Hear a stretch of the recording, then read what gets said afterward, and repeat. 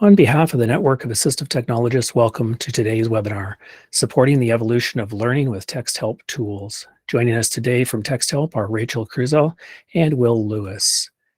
Rachel supports higher education institutions across the United States and Canada as they explore, adopt, and implement technology-based literacy, STEM, and accessibility-based solutions, leading to inclusive, equitable, and accessible campuses and learning spaces. Being a RESNA certified AT professional for over 10 years, Rachel has built and developed AT programs and coordinated the provision of accommodations. She's a national expert in the areas of assistive technology, digital accessibility, accessible course materials, and accommodation provision around testing and note-taking. Rachel presents both regionally and nationally and consults with students, parents, schools, and organizations. Will Lewis is the Regional Account Director for Canada at Texthelp, working out of their US headquarters. And Will has spent the past 9 years working with school districts and post-secondary institutions across the Western United States and Canada, helping them achieve their student learning support goals with Texthelp's line of solutions. So welcome, Rachel and Will. It's great to have you both with us today. And I do want to hand over the screen sharing to the two of you so we can get started today. So thanks again. I'll leave it for you to take the screen sharing. Thanks, Doug. Thanks, Doug. Let me quick share one of the windows. Can everybody see that? My yep, it's coming through, Rachel. Perfect. Fantastic. Well, thanks so much for letting Will and I take a couple hours of your afternoon today. As Doug said, we're going to talk about supporting the evolution of learning with Texthelp tools. Doug gave a lovely introduction, but hello, my name is Rachel Cruzel. For those of you that I haven't met on the call, I do see some friendly faces that I do know. I've included my contact information on the screen here, so feel free to jot that down. Reach out anytime if you do have questions, comments. I've included Will's information too in a couple slides, so I'll make sure that you get that as well. There's a reason why I'm kind of holding his back for a big introduction here. Will, before I kind of dive into the agenda, is there anything you want to say based on your piece of today? Oh, hi, everyone. It's great to see some familiar names and faces on the call, and just excited to get together with N.O.A.T and really excited to have Rachel working in her capacity that she is now as Texthelp's higher ed specialist. She is the consummate professional in this field, and she has been a tremendous asset to the Texthelp team in this capacity, and before that too, in her previous role at the company. So really excited to get Rachel on the call with the organization today, and feel free to ask any questions in the chat box, and I'll be happy to respond. And yeah, I'll pass it back to you, Rachel. Perfect. Thanks for that intro as well, Will. Yeah, we're going to talk a little bit more about my role and Will's role here in a couple minutes, so I'll kind of hold back on that. But for the next, X number of minutes that we're together today, I kind of pulled together this agenda. We're going to talk a little bit about Texthelp and our company updates. From there, we're going to talk about kind of the growth of online learning. We're going to talk about testing and formative assessments, talk about the increase in focus on digital accessibility, and then talk about some new and updated resources. Now, within all of this, the focus is going to be Texthelp tools and how we've really developed and evolved them, and how this really impacts the current way that your students are learning on your college campuses. I know Doug mentioned the chat. Feel free to drop any questions in the chat, raise your hand. I'm happy to take questions kind of throughout. We also have saved time at the end, and there were a handful of questions that were submitted ahead of time, which I have time at the end to address. So I've got kind of my chat on this screen, so do let me know. Will's going to also monitor it, but Will, if there's important things, there's breaks throughout today, so we can make sure everybody kind of can see them, or I can demonstrate things. I'm pretty flexible. Just want to make sure you get the information you need. So with that being said, kind of to kick us off, I've been with Texthelp since January of 2020, and I've been lucky enough in my role here to get to do quite a bit of professional development for college professionals such as yourself. And one of the sessions I do is kind of all about these tech updates that come into the AT world and digital accessibility, and I do them a few times a year. And what was fun was getting to kind of walk down memory lane as I prepared for our time together today and look at all of those presentations with all of the different updates and growth and development that our tools have done at Texthelp in the last 3 years, which is really what's going to frame our discussion today. You know, our education has changed quite dramatically in 3 years. I'm sure we can all think back to what started 3 years ago, but know that that development was kind of already going on. We just kind of pivoted and changed and accelerated things to make sure we kind of met you all. So it's been a fun little walk down that memory lane from a technology and development standpoint. So with that said, I'm going to start off by talking a little bit about our company updates, just so that you kind of have a better idea of where we are and where we've been the last few years at Texthelp. So one of the big things that's happened in the last 3 years or so, based on US stateside, is actually the merger with Don Johnston. John Johnston was one of our largest competitors in the US. They did a lot of similar tools to the ones that Texthelp did. They have tools like Snap and Read, Co-Writer, UPAR.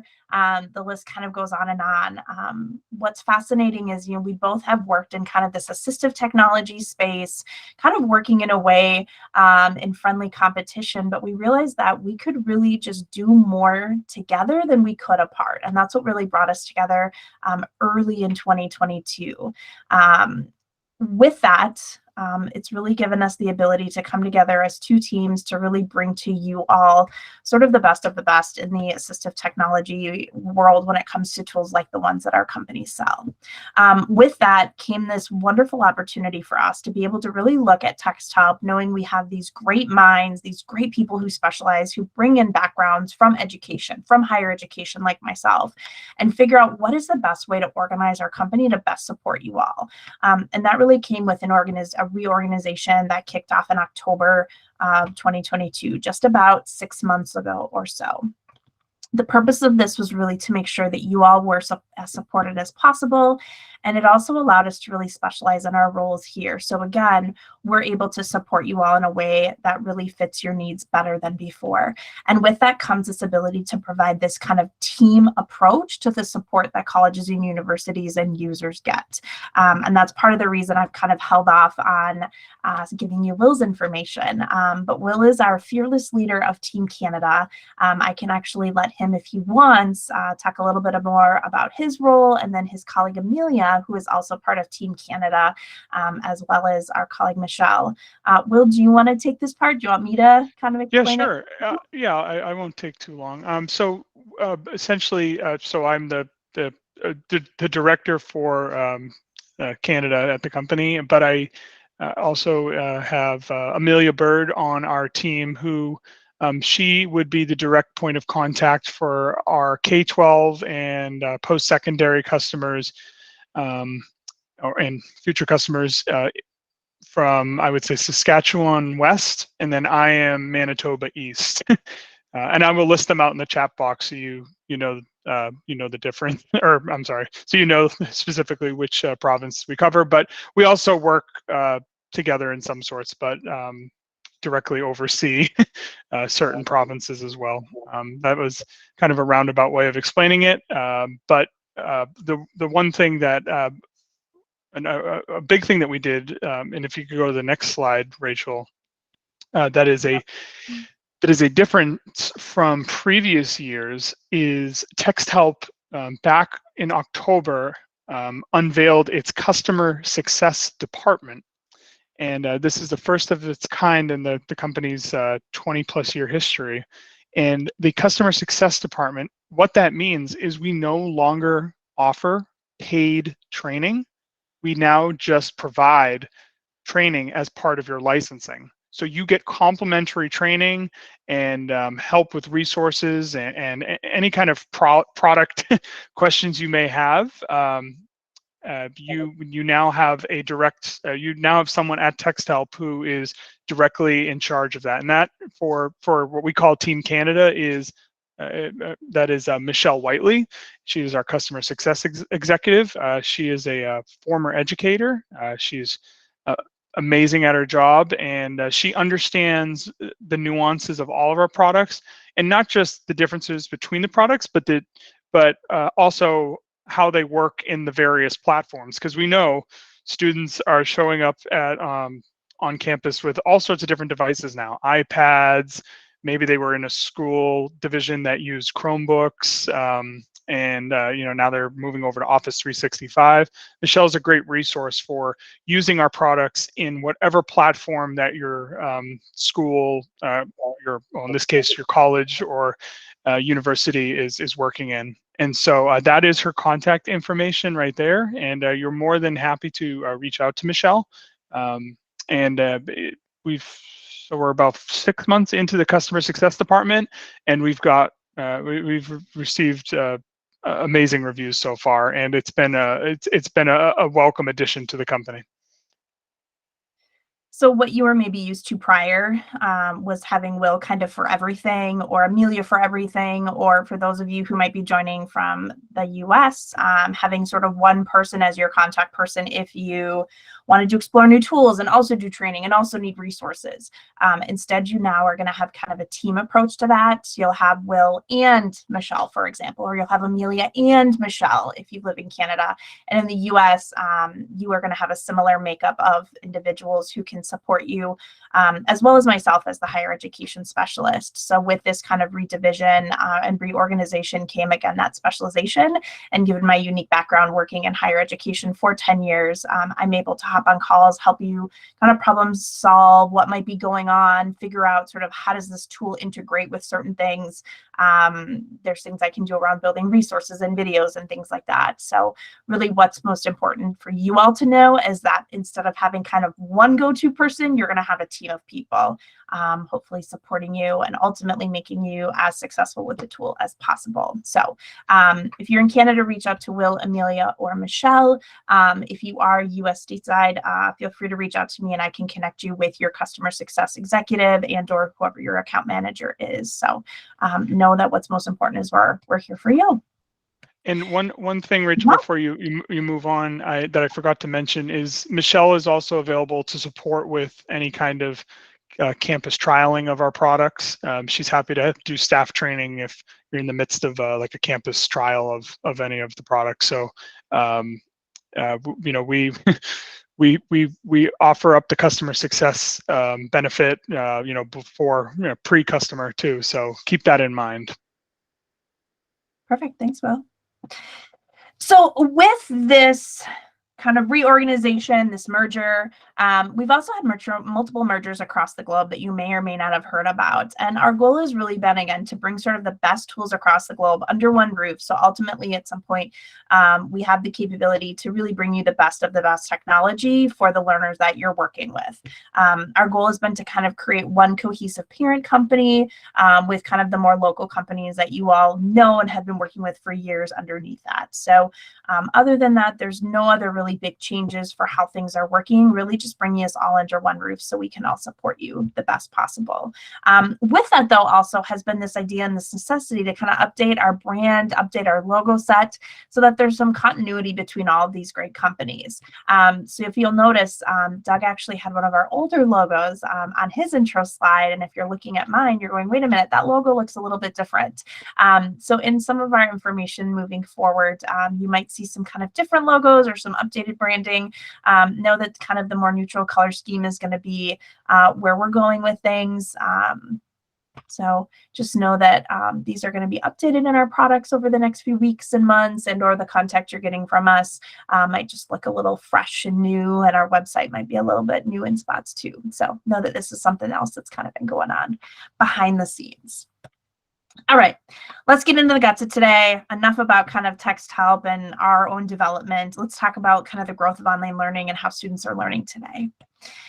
So I'm sure it's sort of no surprise, but there's been an increase in the amount of not only digital content, but also online courses that have been going on in our world since 2020. Obviously, COVID has had a huge impact on education, how we work, what we work, where we work, all of these things. And with this has been an increase in online courses for sure, as well as that course content as well. Many courses went online either in totality or now actually have some online component that is really integral for most courses. I think most, if not all, campuses out there across the US and Canada have a learning management system, which is really the backbone of how faculty are interacting with students and getting them course content. There's a recent study, or I should say sort of projection article that came out just a few weeks ago, that at community colleges, they're projecting that about 75% of courses by 2030 will be online, entirely online. So if that doesn't kind of give us an indication of where we're going in the next 6 to 7 years, we're projecting that more and more content is going to be online. And while I won't say that we are anywhere near that for 100% of courses, again, there's some piece of every course that is being offered or interacted with digitally online. So what's essential is really making sure that these tools that our students are needing support with in these places that they're learning are going to interact with one another and give them the support that they're needed.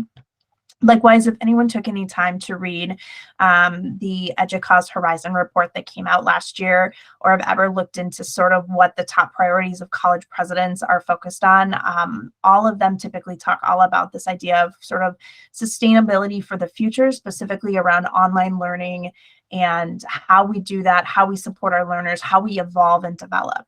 And that's really what kind of this first piece of our time together today is going to talk about as our tools apply to these environments.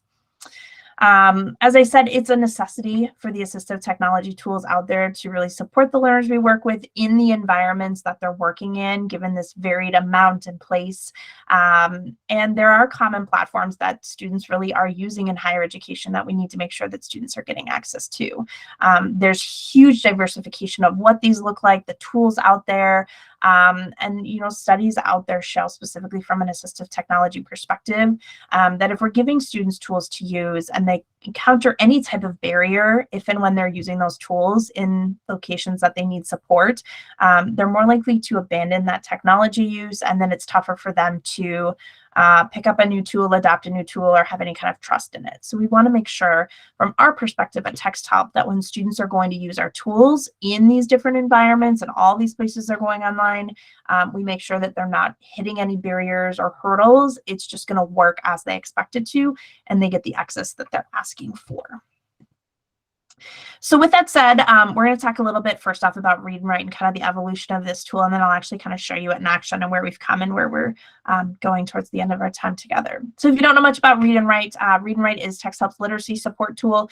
So it's going to do like support learners when they're reading and writing online, textbooks, learning management systems, documents, you name it.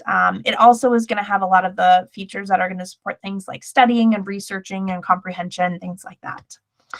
So one of the big updates that came out, and it's nutty to think that it's not even quite a year ago, but Read and Write for Google Chrome had a brand new update, a brand new rebuilt version of our toolbar came out in April of 2022. This was really a labor of love. It took about a year to a year and a half to rebuild from the ground up. We needed to do this for a couple different reasons. One around kind of security and privacy and online standards when it comes to extensions. But as well as that, we wanted to, again, make sure that this extension was really future focused and going to interact with learners where they are learning online. Again, making sure that there is limited to no barriers to where students are going. So one of the big upsides of this is that this new version of the toolbar is going to work in more places online. One of the big ones was learning management systems. Learning management systems have obviously grew and developed over time, but also the way that they do that sometimes can be challenging for tools like ours to get into them. So we wanted to make sure that we were able to get into these places and educational environments where students are spending so much of their time. This also includes places on the web, third-party content or applications out on the web. That was really a big focus of this rewrite as well. Likewise, knowing that there are a lot of schools out there that are Google focused, we wanted to make sure that there was better support in Google Documents, where a lot of students were asking for support, body of document, comments, titles, things like that. Likewise, size, the toolbar, we were able to give it a really nice refresh. So it's going to look more in line with some of our other tools from kind of a visual perspective. Know that there is an Edge update that is in progress as well. We tend to kind of update our Chrome extensions first and then work our way to Edge next, and then kind of filter our things down to the desktop of our tool. And thinking back again, going down memory lane, one of the things looking through my slide deck that I talked a lot about was this idea of authentication. And I talk about this, I feel like every conference I go to, there's someone who comes up to me and talks to me about this idea of, well, you have this Google Chrome extension, but my students have a Microsoft email address. Can they get in? And the word is absolutely. So when students sign in to get access to the tool, specifically the Google Chrome extension, they're able to sign in whether they have a Google or a Microsoft-based email address, and there's some ways to kind of do some other options too if those don't quite work, as well as that Edge extension that's available too. I always encourage schools, universities, and colleges to have students start with one of our 2 extensions, again, just because so much content lives online. And this 1.5 years of work that we went in to rebuild this tool was really, again, to make sure that students get that access innately in those places that they're already learning and working online. So what I've got here on the screen is just a image of what that toolbar looks like. I'm actually going to hop out of the deck here in a minute and actually show it in action. But this is a D2L Brightspace instance on my screen with the read and write toolbar up here at the top, doing some reading aloud of the content in there. So it just looks a little bit refreshed, a little newer. Some of the college students that I've worked with have said it just looks a little bit more mature, which they really like, just given the kind of place that they are in their lives. So that being said, let me hop out. Will, were there any questions in the chat so far about that? Or anything? Nope, just a request for the updated branding pack. Fantastic. Perfect. All right. I've got a website up here on screen. I am going to show you the Google Chrome version of the tool. I clicked on it and it's deployed, and there it is. There's our pretty new toolbar. Ooh, ah. What you're going to find is that functionality-wise, all the tools on the toolbar are there. They're all the same. Nothing has changed from a kind of functional standpoint. Again, a lot of the functionality is going to be this ability to go in more places online and for users to have kind of that same continuity between those different places. So things like being able to read out loud, same being able to go through and have things like words defined. I definitely don't want to spend our time here today going through and showing you every feature on the toolbar, but again, all those features that you're looking for, your students are looking for, are going to be here and function the exact same way. The ability to do things like strategically highlight, collect those into new places online for saving for future studying or writing papers, things like that. All of this is the same. We've also done, some additional things around our settings in the background, things like adding new voices in. Again, the options menu has also been refreshed and looks just kind of a little new and updated. As you can see, not even all of our stuff has the new branding. So we'll work on that too internally. But that's kind of it. This is the new pretty read and write toolbar. Again, that key though is no matter where a student goes online, that toolbar is going to follow them. So here's the toolbar on the web. If I'm a student who prefers to use Google or I'm a Google campus, there's my read and write toolbar in a Google document. If you're saying, wait a minute, I'm Microsoft, there it is in a Microsoft Word document. And I could have pulled up multiple LMS instances. I just chose to throw a Canvas one, but my image on screen was of D2L, but there's that toolbar in this space as well. I'm going to spend a minute just in LMSs because this is a place where so many students are learning and working kind of every day. Again, those same toolbar access rules are going to apply. They're going to be able to read content in learning management systems. Students can go through again within LMSs and do that highlighting of content. One of the challenges a lot of times with our learning management systems has been for our assistive technology to get into kind of these different frames or pieces of our learning management systems. A lot of times they're called iframes. And because of that, that's what kind of what's the hang up with assistive technology getting into content. Instead, we have to kind of find workarounds or do things like use kind of OCR on the fly tools. But again, a lot of kind of the guts of this rebuild has been to ensure that no matter where we're going, students can get into all of this content. Even this title here, we get after. Exactly. There we go. One of the other things we hear a lot about is, while it's great that students can get access to reading this content in these spaces, so much of what students do is actually the production of work in learning management systems, places like discussion posts or quizzes.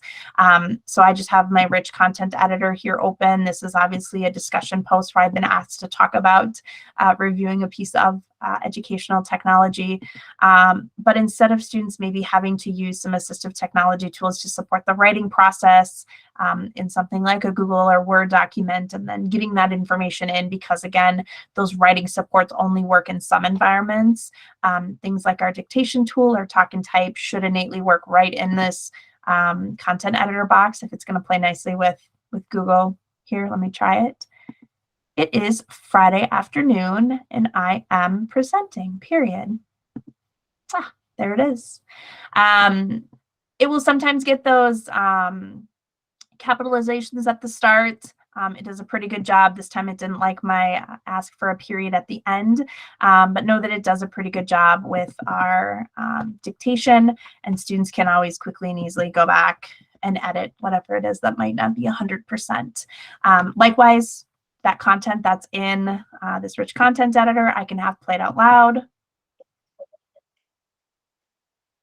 as well as for those learners who might come in having used word prediction. That word prediction is also going to work within our rich content editor too, which can be useful. Likewise, all these same support tools will also move into something like a quiz as well. So if I need content read aloud when I am taking a quiz in my learning management system, I'm able to do so. Let's get there it is, read and write. So again, I'm not limited by kind of these boxes. And as you can see, I've already typed something out for this answer here. And this goes for multiple choice, true, false, or kind of these short answer fill in the blanks as well. We're going to talk a little bit more about formative assessment and some of the things that we've done with our technology later on, but I just wanted you to kind of see the functionality here within the learning management system. Will, any questions in the chat about that? Nope. Nothing. Just a couple of other questions, but I think you're going to be getting to it soon. Perfect. And you'll answer them. Great. So one of the other things we saw as well, in addition to this explosion of online use of content and supplying students content online, is the continued and prolific use of PDF files. PDFs continue to be essential document type within higher education, despite our kind of encouragement from a lot of places around using EPUBs. PDFs just are sticking around. They're continuing to be distributed by faculty, textbooks, all of that. And what we saw was during the early days of the pandemic, our own personal PDF reader tool, the use increased about 300% practically overnight in the early days of the pandemic. It was what people were used to using. It's how we could quickly get individuals access. We could quickly and easily give students additional readings when we were kind of trying to figure out how do we do this learning online. And what I'll say is that, this PDF usage hasn't really died down.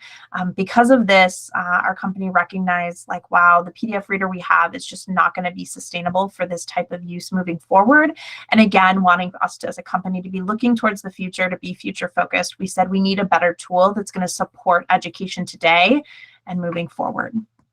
Now, if you remember, Read and Write, all the different versions of Read and Write have had some type of PDF reader built into it. Chrome, Edge, Windows Desktop, and Mac Desktop. It was called Read and Write PDF Reader, pretty straightforward with the naming, and it was used quite a bit. But this is what we found was just not sustainable moving forward for access, given the kind of increase in usage. And that's where this idea of a tool called N.O.A.T came from. N.O.A.T is our brand new PDF reader. It's starting off today in Google Chrome. So it's replaced the PDF reader that's available in Read and Write for Google Chrome.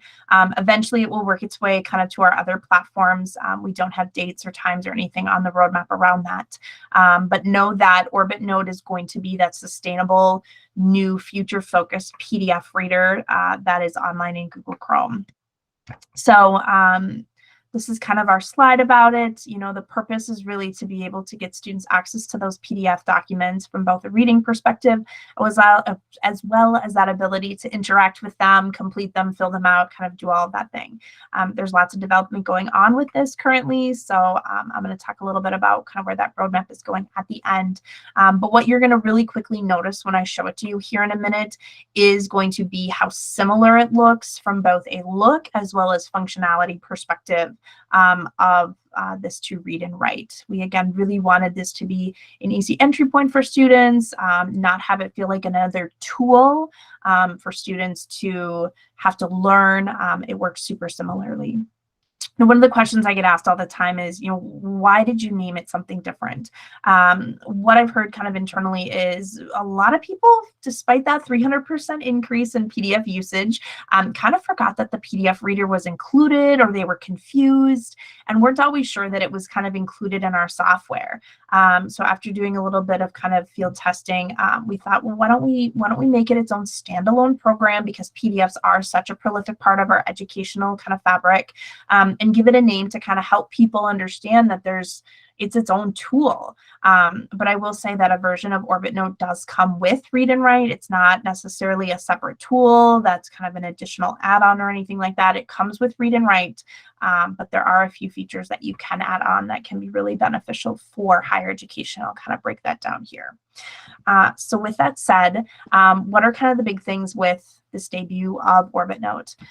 Orbit Note was officially released about 1.5 years ago, almost 2 years ago, I guess now, July 2021. As I said, it was a rebuilt version of our PDF reader within Read and Write for Google Chrome. As I said, a version of it comes with Read and Write, but there is kind of a premium version, which I'll break down what comes with that. And again, big thing, it's going to have a really similar look and feel to Read and Write, again, for student use. One of the things that was asked about quite a bit when it came to Orbit Note and what people wanted from a new PDF tool was actually having a dashboard. So this is actually a picture of the first iteration of our dashboard. I'll show it to you here in just a minute, but it's kind of a one-stop shop for students to be able to kind of access and open PDFs. There are other ways to do so as well. And then one of the other big time features was having built-in OCR scanning within the tool.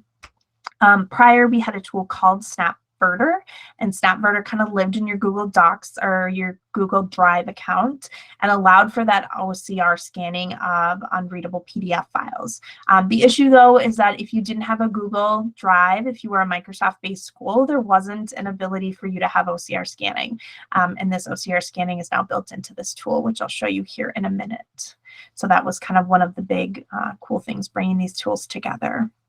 One of the other big features, which I'll show you here in a minute too, from more of a remediation, support for learners, alt media perspective, is we do actually have split and merge PDF built in here as well. So with that said, I'm going to hop out and actually show you Orbit Note in and of itself. So Orbit Note, if you're currently using Read and Write, you'll have access to it. You can get to it by simply going to orbit.texthelp.com.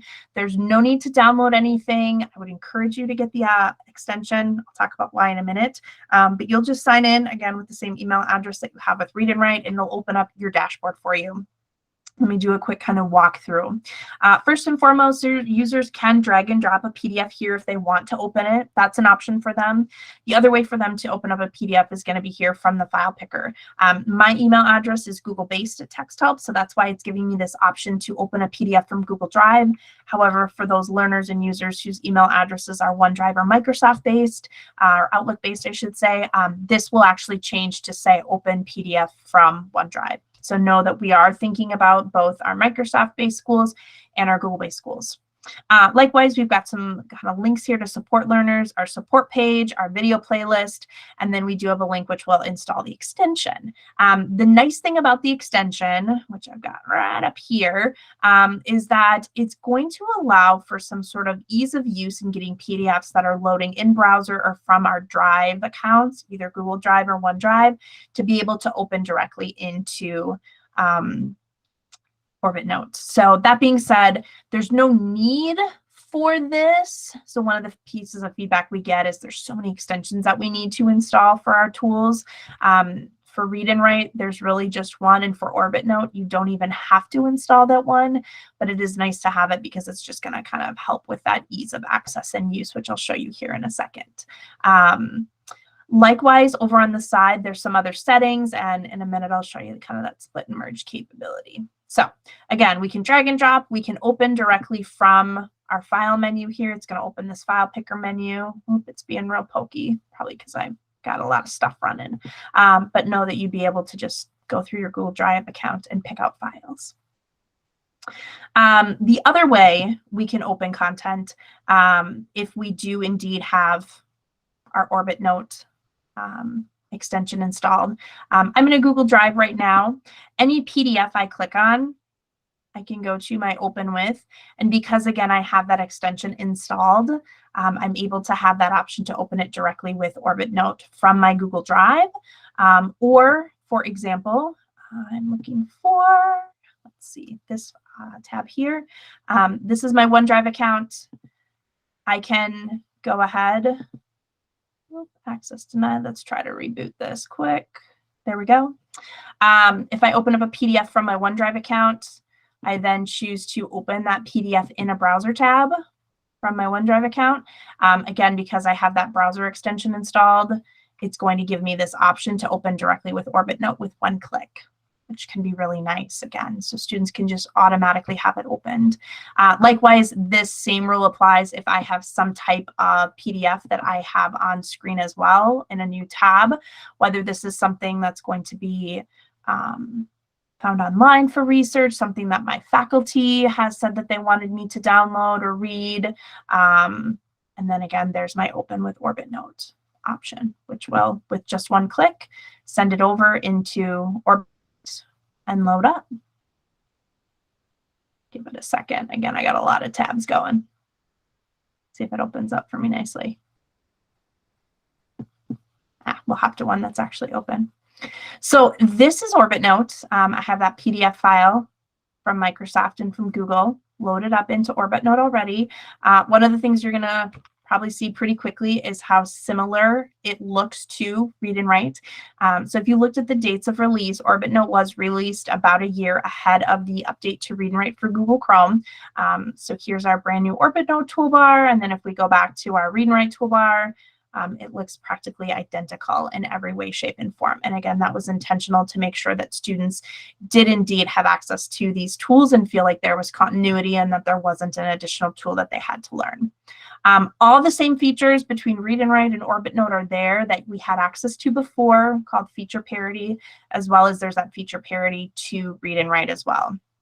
So our play and our stop button, we've got our dictionary, our picture dictionary, our translate tool, our screenshot reader for on the fly, our built-in highlighters, kind of everything here from our collect highlight button over to the left is the same as that was in the PDF reader prior, as well as is going to be found in Read and Write.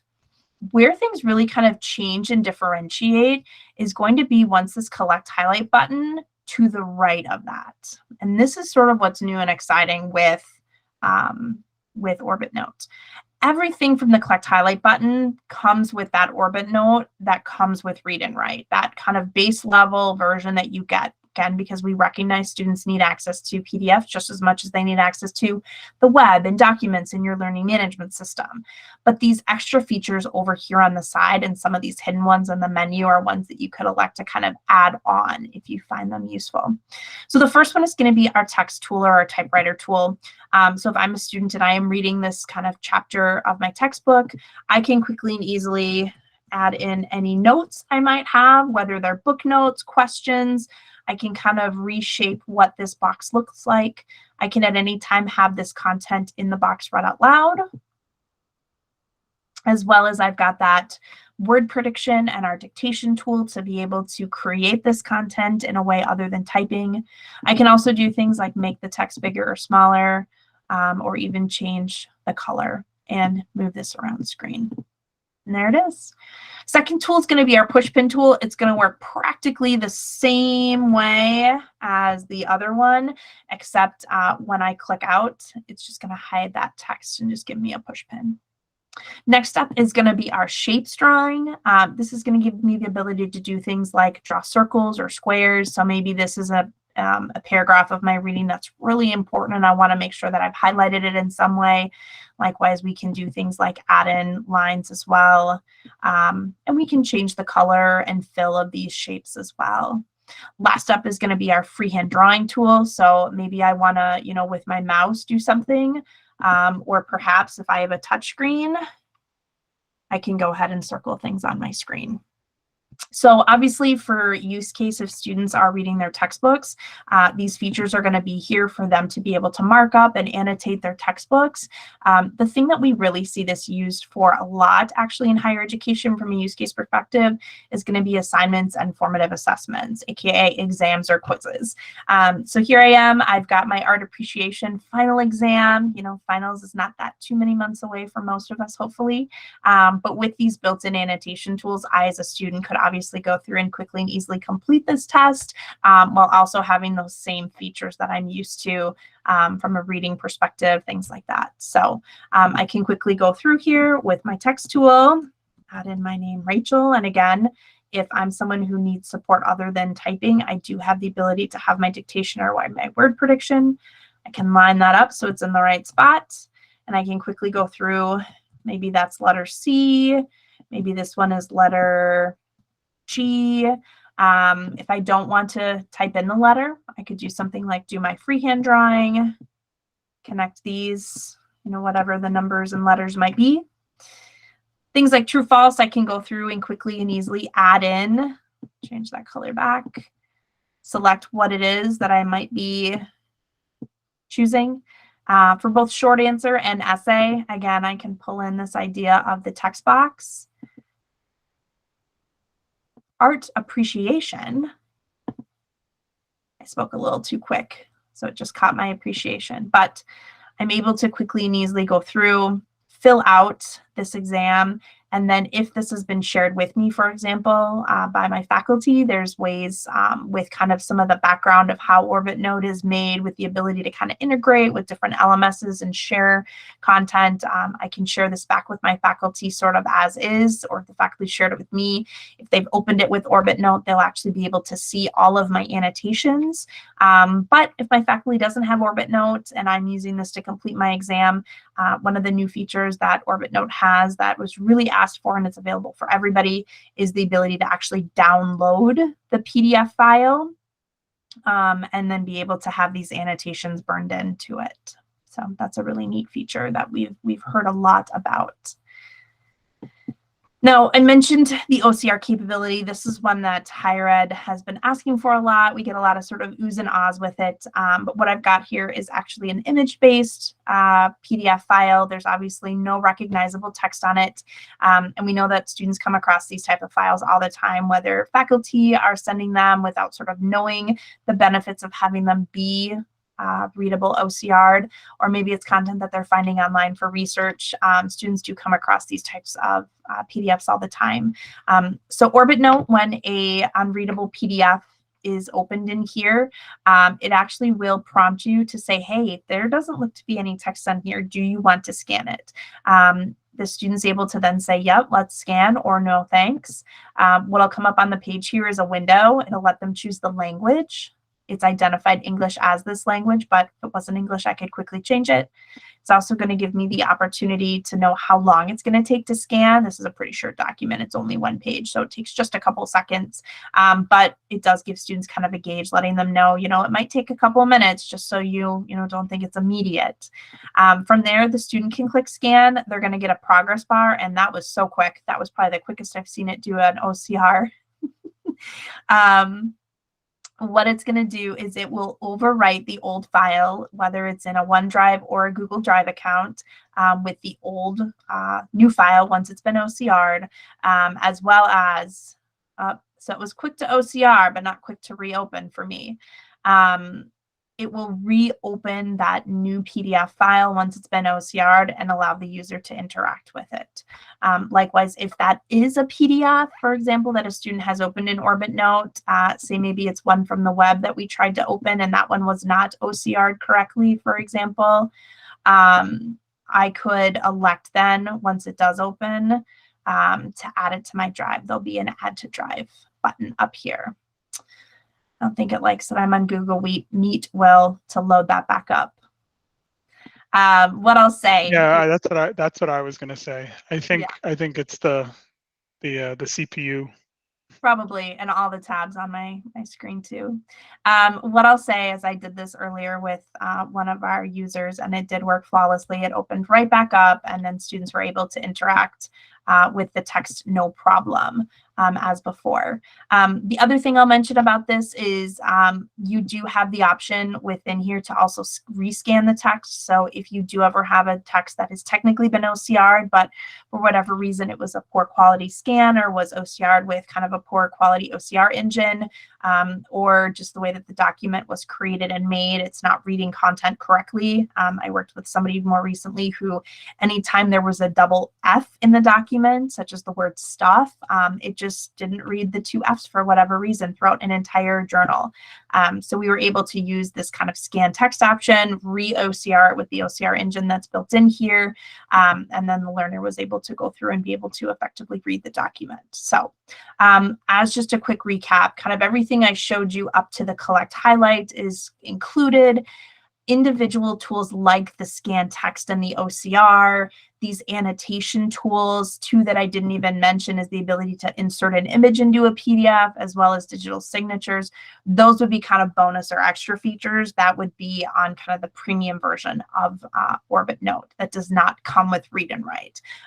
We just determined that not every school really needs or wants these annotation tools as well as the OCR, but we do see from a higher ed perspective, a lot of campuses are interested in that OCR from the digital accessibility purpose and reason. All right, last thing I'm going to show you within Orbit Note here is going to be that split and merge capability, just because I know so many people who work in assistive technology are working on course materials. I'm back here, I'm in my dashboard, I'm in my split and merge option here on the left side. And what will happen is I'm going to be given some options here to get this process rolling. With split and merge, again, this is one of those premium features as well that come in kind of the bonus extra version of read and write. But what we can do is we're given a couple different options. We can either choose files from our computer, so if we've downloaded local drive files, or again, because I'm signed in with a Google account, it's going to give me this option to file pick from the Google menu. If you're Microsoft, it'll give you a OneDrive. Likewise, I can also drag and drop. But what I've done to kind of get us a step ahead, hopping to a new tab, I've already preloaded basically a short Charles Dickens, maybe this is a novel that a student's reading for a course, A Christmas Carol. What I can do is I have the ability here to actually drag and drop pages, for example, to create new files. Likewise, within here, I have the ability to do things like delete pages. I can duplicate pages. If I ever wanted to kind of expand, for example, one of these thumbnails, I could do so to see it better. However, from a use case perspective, what we see quite a bit in higher ed is turning on the split capability. And what I can quickly and easily do, kind of rolling through my document, figure out if, when, where I want to add these splits in, whether it's kind of at the beginning of chapters, at the beginning of sections. And I'm able to then be able to divide this up into, as many or as few pieces of the book as possible. I at any time can kind of get rid of them. If I've had kind of too many, can cut down on the number of splits and merges. If and when I'm ready kind of for the end of the book, I can go ahead and click that. I can again add more at any time. And once I've done that, whether it be I've kind of built a new PDF by dragging and dropping PDFs, or I split it out, I do have the ability to either download or upload these files to my, again, Google Drive or my OneDrive account. It's very quick and easy. I will say somebody who did alt media remediation and was splitting up textbooks by chapter for 10 plus years in higher education, doing it this way and this way of the process, it's very user-friendly. It's very quick and easy. We also see a lot of faculty who are doing this. I went back too far. faculty who are using this to kind of edit or create different assignments or assessments for students as well. Overall, it's kind of being well received, and we've got some fun stuff on the roadmap for kind of how else we can work with PDFs moving forward. Any questions, Will, with this? Yeah, there was some questions in the chat box I wanted to address. Melissa asked, will OrbitNote work with a lockdown browser? And so one thing I can say to that is we are developing a exam mode capacity or functionality for OrbitNote.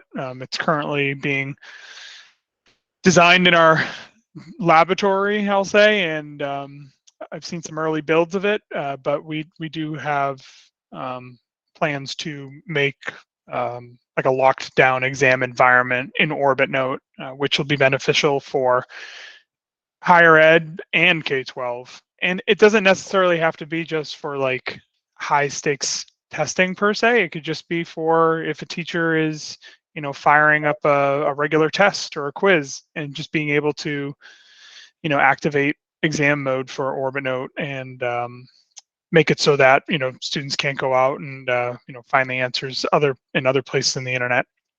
The other thing I will say too is down the road, so nothing in the immediate future, but down the road, we do have plans to transition away from the read and write PDF reader, the read and write for Windows PDF reader, and make an OrbitNote for desktop offering, which is going to be super exciting. Again, that's nothing in the near term, but we do have plans in the future to make like an OrbitNote desktop offering. So that's going to be, it's going to be great. And again, the purpose of that is because that PDF reader that was in Google Chrome, also in the desktop version of our tool, you know, is just, you know, years old. We want to make sure it's future focused. So bringing the same technology, making sure that students are still having access. So we wouldn't remove the PDF reader. I know someone in the chat mentioned, like, don't take the PDF reader away from us from the desktop. OrbitNote would be in replacement of and would only make that functionality and that access for students better than what they have now. So Wink had a question about fillable forms. I'm going to have you hold that for a couple minutes. Alice mentioned, can OrbitNote be used by screen reading software? That I'm not entirely sure. Will, is there anything else I kind of missed? Nope, I think those were the key. So one thing, Will, I'll mention just for Wink's question with the OCR engine, we'll have to double check if it is the Google, because I know some of our things, if you dig into our end user license agreement, there might be another OCR engine listed in there for that we use for this tool. So Will and I will take this back and figure out which is the correct one. So, okay. All right, I'm going to hop quickly just for a few seconds into read and write for Windows because there was some updates over the last couple of years for that. We did do a couple updates to read and write for Windows for those of you who are having your students use that version of the tool. There is a new talk and type, or what we call our dictation tool. It is going to use kind of Microsoft's speech recognition service, and ultimately the reason for doing that is it's going to provide kind of a more accurate and faster dictation option for students. This version, this updated version, is going to require that internet access to get access to that technology. That said, though, we recognize that not all students, not all users, even when they leave campus or wherever they are, have access to the internet. So our old kind of legacy speech recognition tool that's built into the Windows toolbar is still available for learners if they don't have access to the internet. So know that that's there. And to be honest, that was kind of the guts of what has really been developed for read and write for Windows as of lately. Our developers' focus has really been around that Chrome extension, making sure that we are able to get access to that online content.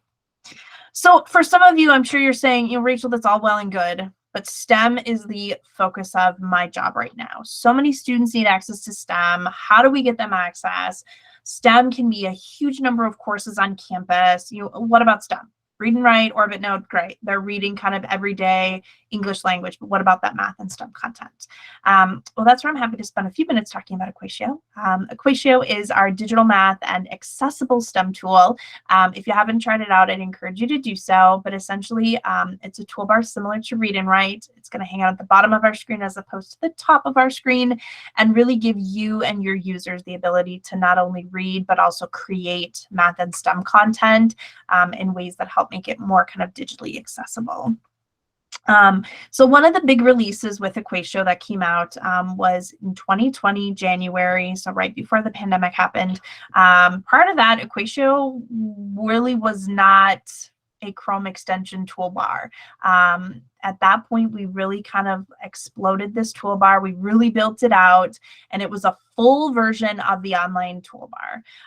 We were able to get it into Google Chrome, and ultimately, again, that goal was to make sure that students had access, faculty, staff had access, and we're able to integrate it on the web. And again, all those places that students are learning, working, faculty are creating content online, including third-party sites.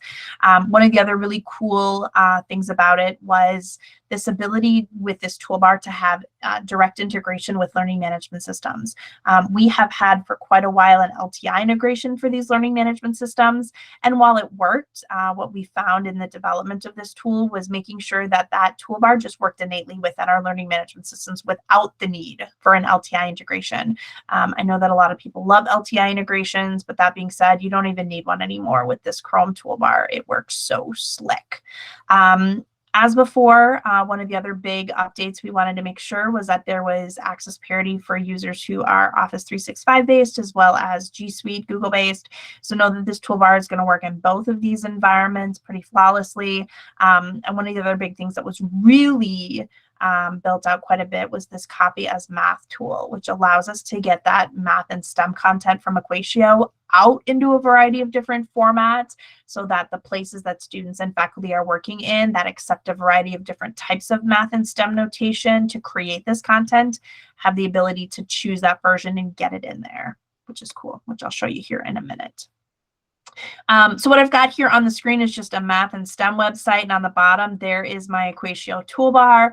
This is the full build out. Hopefully you've all seen this before. This is nothing new to you, but before it really was an abbreviated toolbar online, we were able to really build this out and bring all these features online, which is fantastic. Again, recognizing that students are doing so much work online on a daily basis. As with all of our tools, we've got a bunch of different platforms. I always like to throw this slide in here just so people are aware that it works in Google Online, works in Office 365 Online. We do have a desktop version of our tool as well. Equatio Math Space, which we're not even really going to have time to touch on today, but I encourage you to take a peek at it. And then, of course, we do have those LTI integrations, but again, not even really necessary anymore because of the toolbar. One of the other really great things that makes us excited at Texthelp is because of the work that we've done with Orbit Note, which we just got done showing you that PDF reader. It has now been built in such a way, both Equatio and Orbit Note, that we can actually do things such as create math and STEM content and insert it into a PDF file into the ones that are open in Orbit Note, essentially, which is pretty slick. Not all things can do that. So with that said, I'm actually going to hop out, show you some things with Equatio. So I'm in a Google document, but I will say this, if you are in a Word Online document, that Chrome extension, that full toolbar is going to work the exact same way, no matter what type of kind of content editor, content creator I am in. If you haven't seen our tool before, all these different buttons here at the bottom are going to give you the opportunity to create that math and STEM content, whether that is something that's pretty basic, like 3x squared, for example, plus 2y equals 17, or something more complex, like I typed in quadratic, QUAD, there's my quadratic formula, or something more complex like the correlational coefficient of sample. Any of these different numbers, letters, integers are completely editable, and if and when I'm ready to throw that into kind of wherever I'm going, I'm able to click the Insert Math button, and we're able to both make this digital as well as also, from an accessibility standpoint, throw in that alt text for that image, for that equation, so that it can be read out loud with something like read and write, for example. Or if your students are using a screen reader, we can technically have this read out loud because there's alt text behind it. One of the things I did mention, though, was this ability to not just add in content that way. Actually, I wanted still to have that correlational coefficient, but that copy as math button, which was one of the big updates that we had in our tool. So while this document here, for example, the Google document accepts images great with that alt text, not all of our places online are going to be as nice to accept images, for example, and that's where our copy as math button down here on the corner comes in. This is going to allow us to export this math and STEM content in a variety of different file formats and ways. So obviously images up here at the top, that's the first one we did. But for those math faculty, STEM faculty, we can copy it as LaTeX, for example, and get the LaTeX out. For those of you doing alt media conversion or making accessible content, we do have MathML in here. So we could plop that into a document that accepts MathML, such as a Word document, and get that in there. Spoken text, HTML, SVG, URL, download a PNG. There's a whole bunch of different ways that we can get this content out and get it plopped into places. So for example, if I'm a faculty and I'm building out my learning management system, I can actually go in here. Here's my Canvas. Here's another Canvas page, for example.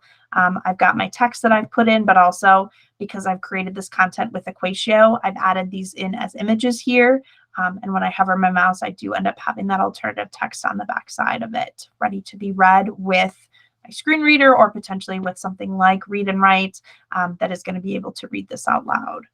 Likewise, me as a student, kind of on the flip side of that, if I'm needing to, for example, solve the following expression for kind of a warm-up or discussion activity, I can then quickly and easily here with Equatio go ahead and solve whatever it is that I might be doing. I've just thrown in 3x squared just to show you.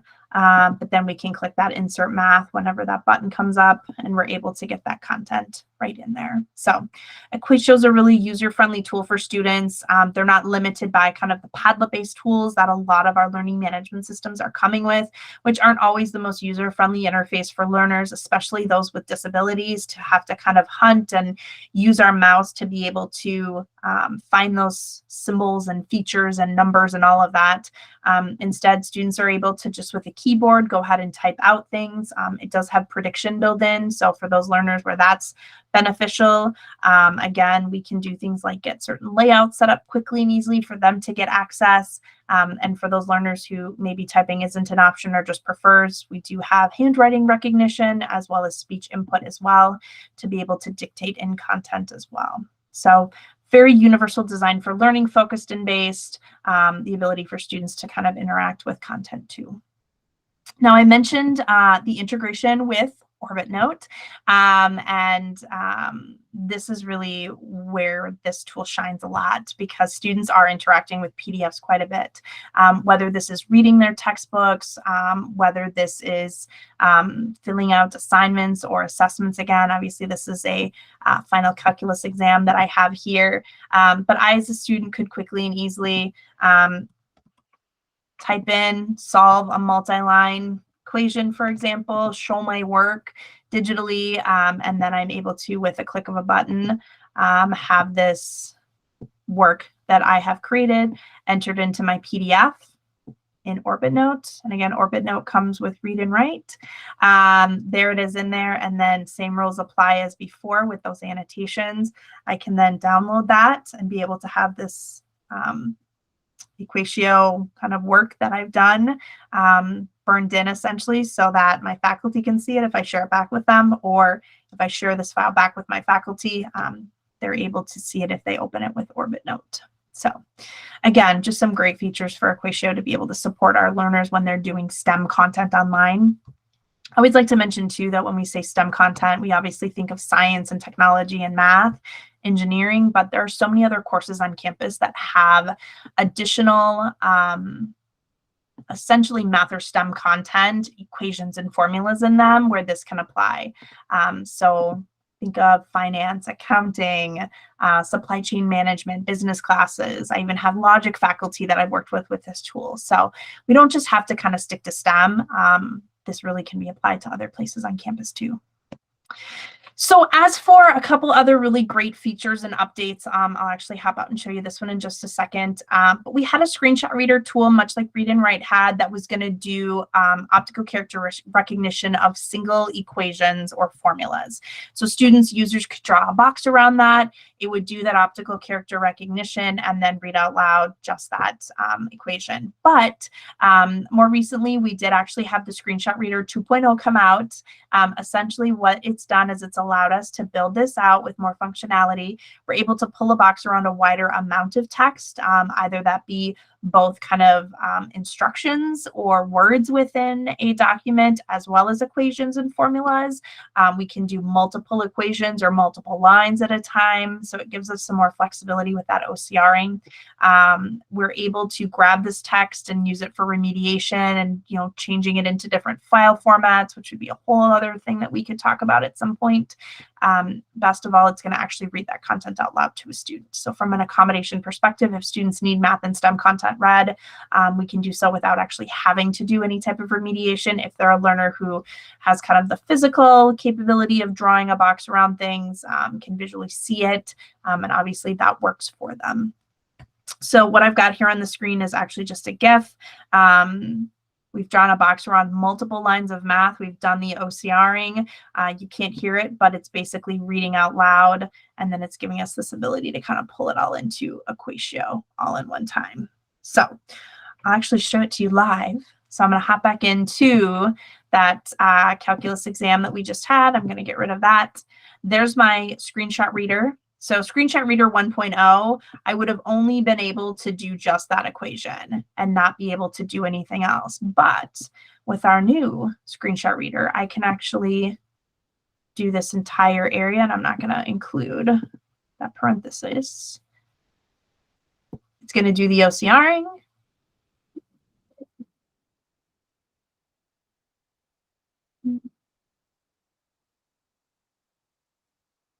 So we're able to get that entire question this time. And if I wanted to, I could do multiple questions, for example, with the kind of Screenshot Reader 2.0. Likewise, those same options apply for being able to get this content either into Equatio or copy the MathML, things like that. So again, this is a big game changer for that remediation process that you're all doing, as well as for students to be able to get access to math and STEM content as well. One of the other things I'll mention about Equatio, just from a kind of development perspective, within the last year or so, we did also have unofficial Coursera integration with Equatio as well. So if any of your institutions are using Coursera for teaching students creating content, our Equatio toolbar does integrate into Coursera's main content editor, which is super exciting. This is great. Again, if faculty are creating courses in Coursera, students are interacting, much like an LMS, students can use Equatio in Coursera now. The big key is that your institution does have to have access to Equatio and Coursera, and then they'll kind of talk to each other and work together. You can't have one sort of without the other in a way. So what I've got on screen here is actually just a screenshot of Coursera. I'm in my create kind of new post window that pops up. I'm going to choose this click on math, for example, and then what'll pop up at the bottom of my screen here is that same Equatio toolbar that I'm used to using. I've typed in my equation, I've clicked my insert, and there it is. It's now in this kind of create new post area, which will then go into Coursera, which is fantastic. Looking over in the on-call messages, I'm not seeing anything, Will. Looks like most of the stuff was still from Orbit Note. So I'm going to keep forging ahead and talk about testing and formative assessment. Sounds good. Fantastic. I'd be amiss to not mention online testing, specifically those lockdown browsers, which exploded across the US and Canada before the pandemic even started. I feel like I at least 5 times a week talk to a school asking how our tools work with these different lockdown browsers. I will say that we did officially have a build for Respondus come out over the last few years. If you didn't know this, Read and Write for Windows does work with Respondus. The specific tools in working with Respondus that they're allowing us to have on that build is going to be our screenshot reader tool. So students will have to kind of click and drag over the text that they want OCR'd. It'll then OCR and read out loud to them. With this does come the ability, though, with some of the updates in that toolbar to have that OCR played multiple times so that they don't have to keep OCRing to have it read. And then next up is screen masking as well. I recognize that not every school out there uses Respondus. There's a whole slew of different lockdown browsers out there. So what I will say is that we can typically find a way for either this build of Read and Write to work with lockdown browsers, or depending upon kind of the security settings of the lockdown browsers out there, one or more of the versions of our tools, whether that's the Chrome extension, the desktop version, things like that, will typically work with the lockdown browsers. It's just sort of figuring out what and how your faculty are setting up your tests, if they're in the learning management system, if they're in a PDF file, that type of thing. So know that we had an official build come out for that. Likewise, following suit, we did have one for Equatio as well. Equatio for desktop, Windows again has a build. With this, again, the screenshot reader is the tool that Respondus says that we're able to give you all. This was actually the most requested tool we wanted from you all, or you all wanted from us to have in there. Another one we hear is the dictation tool. In the slide deck, which we'll share out with you, I did include kind of the link to the kind of announcement about that if you want to try it out, things like that. The other thing that I always like to talk about too when it comes to Equatio updates is this exam mode that we were able to build out over the last couple years. What started out was kind of exam mode 1.0 for desktop. So one of the things we heard all the time was Equatio is great for our institution. We want our students to use it. But from a testing perspective, we want to be able to shut down certain features and functionality, specifically that prediction, Rachel, which is great at some points, but not all the time. So how do we do that? And essentially, we had come up with a way of doing so to be able to limit some of those features. It has to do with doing a config file where we're putting it places. I've linked the article there. If you haven't tried it, feel free to do so. It was a little complicated and took a little bit of time, which was a challenge. And while it worked, it wasn't the most user-friendly way of doing this. And just to sort of testament to our continued development, just in the last 6 months, we had exam mode 2.0 come out for Equatio Desktop. And with this, it's just a more user-friendly way of doing this. Essentially, admins, students, teachers, faculty, kind of whoever has access to the computer can go into the options area, type in some like unique codes and things, basically toggle on and off what features they want students to have access to. And then when an exam is over, they can go back in, enter a password, and basically get those full functionality features back. So this is great to be able to kind of grant or omit access during testing, whether that student is on a campus computer, a personal computer, things like that. So know that there's some different ways based on permissions and faculty preference and your own office kind of processes to make sure that students are secure when they're taking exams, things like that. So let's see here. What's up next? I'm going to hold off a second. Look here. Wink had a question a few minutes ago about a standalone version of Equatio for campuses. Could it be packaged and sold for alt text production? And Will answered that. Thanks for doing so, Will. For those of you, just for kind of transparency, there's been a lot of feedback given to us over the last few years. Right now, in order to use Equatio for remediation, which I'm going to talk about here in a minute, it does require a domain or kind of campus-wide license. But this is feedback we've gotten quite a bit from you all, and it's something that we're having some internal conversations on. So know that we're listening to your feedback for sure. All right, digital accessibility, because this is actually a perfect segue into that. Digital accessibility initiatives were kind of percolating in the background and have for quite a long time on college campuses across the US and Canada. Obviously, there's different colleges and universities that are at different stages of this work. Some of this has been dependent on sort of internal pressure and kind of wanting to do the smart, right, and legal thing to do. Some schools have been pushed this direction because of legal mandates.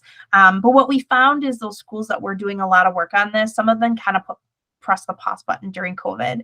And while this has been great and wonderful, what we're starting to see now that we're all kind of getting our breath back from the last 3 years is that there's really more energy and additional focus being put on this work again, and recognition that, wow, if this is what we're doing, if we're spending more time online, more of our content is going to be online for students to interact with, we need to make sure that it's accessible as well as just this wider awareness in our world about disability and accessibility. As well as a lot of schools are just trying to grab those kind of low-hanging fruits that are small steps to kind of help propel them to the next thing. So with that said, there's a couple things in our tools of which I've talked about, which can kind of help with this on campus.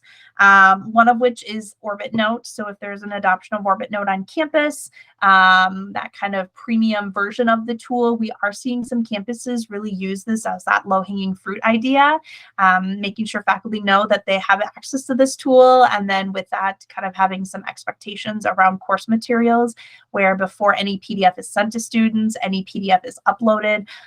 While yes, N.O.A.T will not tag it, will not make that PDF completely accessible from a kind of bare minimum standard of accessibility, we can have them OCR it with the tool, and then we are ensured that students at least are able to interact with it with a tool like Read and Write, whether it's a learner with a disability or anyone on campus. The other piece, and this is where Wink is just 3 steps ahead of me, thanks Wink, is talking about that remediation process, whether that's you and your office, whether that's kind of wider campus.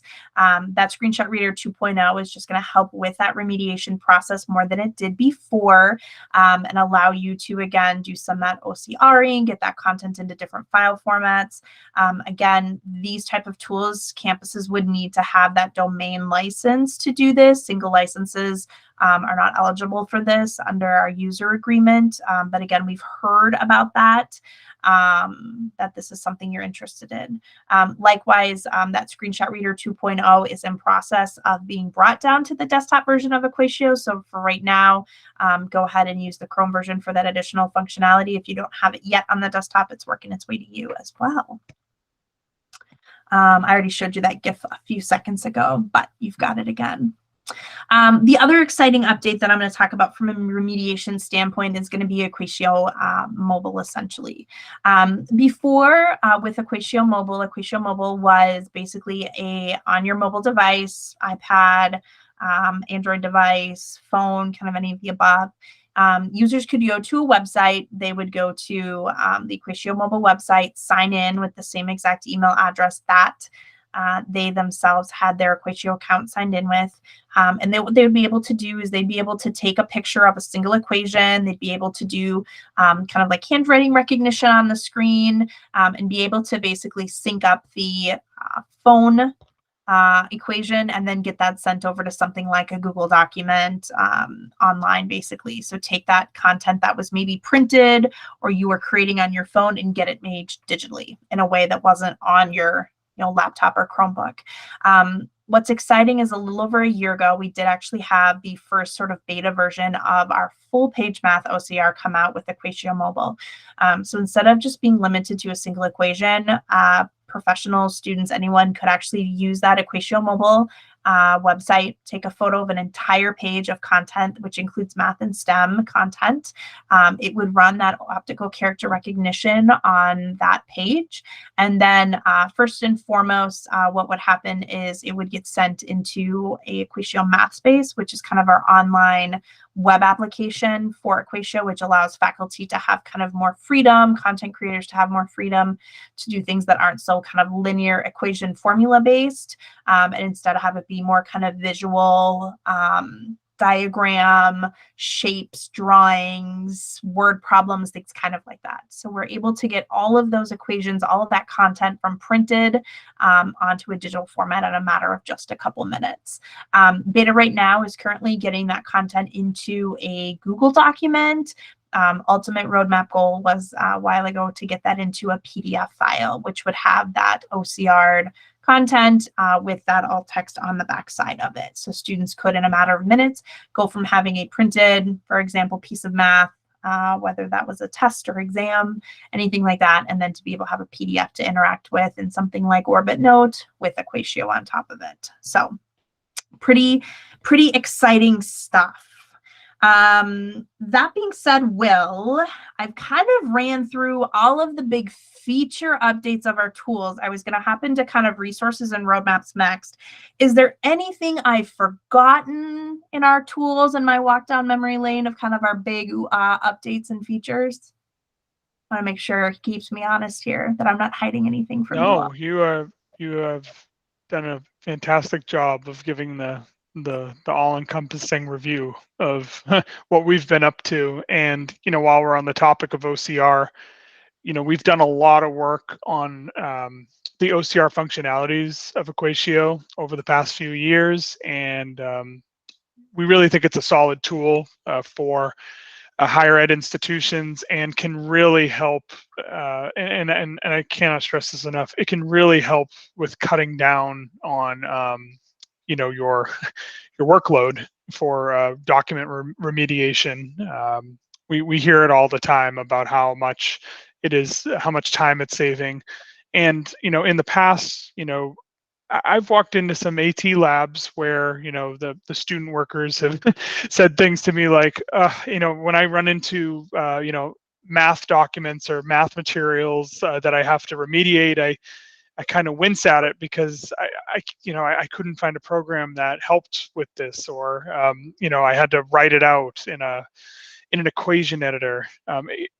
We wanted to take that issue and address it head on, and I think we've done a fantastic job with that, and it's only getting better. And this piece now in the program with the full page math OCR is that next level, I would say, with it, where you can do multiple equations at once. And even when it was just in the past only able to convert one equation at the time, it was cutting down production significantly, turnaround time.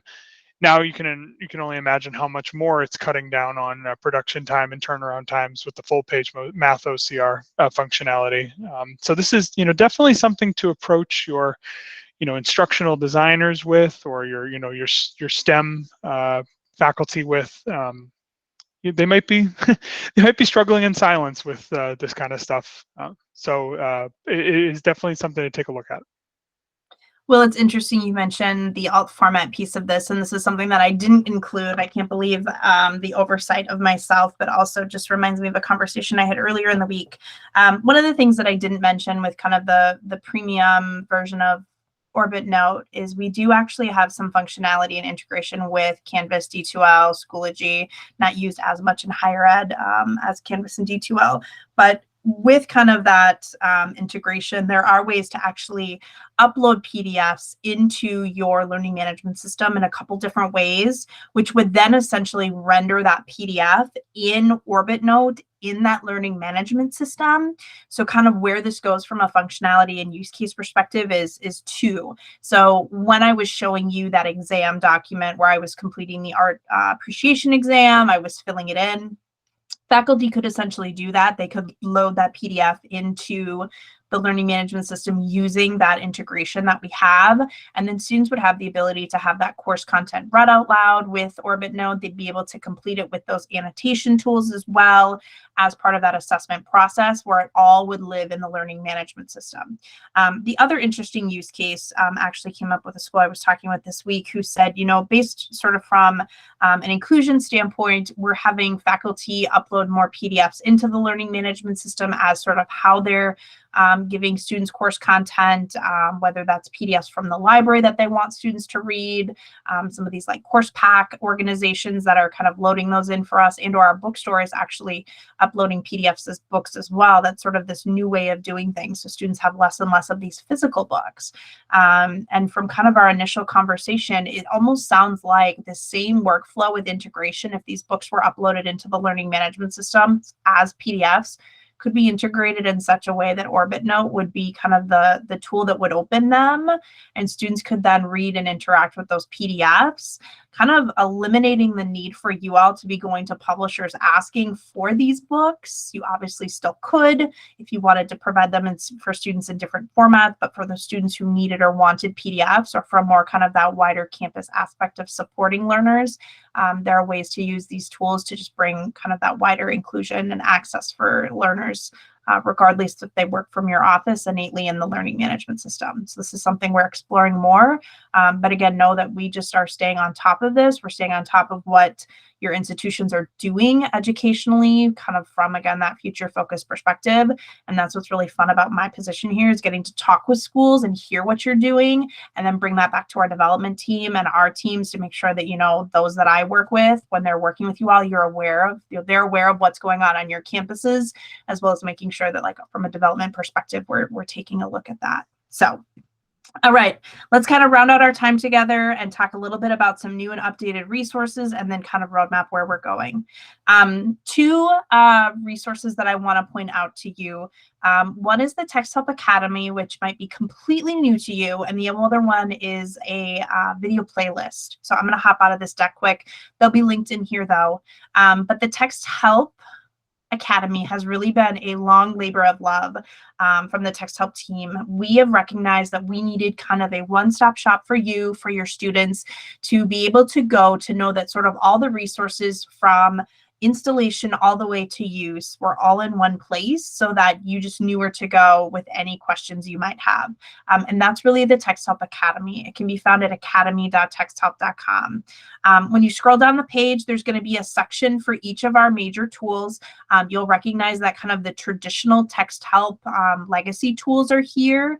None of the Don Johnston tools are here yet. Know that those are in process of being built and added in here. But within any of these different sections, there's a few things I want to point out. First off, for students who are using this for the first time or campuses, the installation area is a really great place to start. Right now, this installation area is really focused on campus deployment, but one of the pieces of feedback we got quite a bit was this needs to be reimagined to include student users as well. So know that this is a work in progress, that there'll be kind of a decision tree at the beginning of this area to say, are you a student user or are you a campus user, basically? So know that there'll be better support for getting students installation and authentication of the tool. Next is going to be this intro to read and write area. This is just a quick little video, and this is going to be true for any of the tools. It's a under 5-minute video, which kind of gives the user kind of that high level overview of what the tool is and sort of why it's important. Next up is going to be this feature tour area. And this is where we're going to go a little bit more into depth into each of the features. So if you're working with students, for example, you could send them here if they need to kind of recap how each of these tools work. Or when you're communicating with students, you could say, I want you to head to the feature tour area. I want to make sure that you watch the video on the text-to-speech, the talk and type, and maybe the collect highlights, for example. The other thing I'm going to mention, just a couple more areas, the learning materials. This is going to be more traditionally what you saw before on our website, those guides, those implementation ideas, all of that. These how-to articles are great. They're more of sort of that, how do I do this in the tool? So there's a way for us to, here, I'll open that up as well so we can see it. So for example, how do I predict words when typing, for example, or how do I read a web page? So more of a kind of use case application, how would I do this? And then it does list out the buttons here on the side. And then the last thing I want to mention, just because we spent so much time talking about updates, we do actually have a product update area in all of these places as well. So if you ever want to know sort of what development we've been doing, what we've been working on, this will actually walk you through all of the things that we've been doing based on our major releases. So feel free to go through here. If you want to grade me, see how well I did, see how closely my presentation lined up here. This is going to cover a lot of the smaller pieces and kind of new things that we've done in addition to kind of the big picture things we talked about. The next thing I'll mention too is this read and write and Orbit Note reading, study, and writing strategy playlist.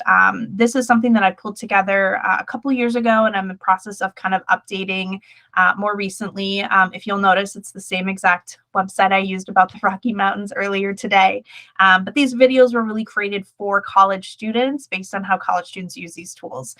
So I encourage you to use these as another resource. This is something that Higher Ed has said we desperately need. A lot of the Texthelp videos are great, but they are more focused on K through 12 types of use cases.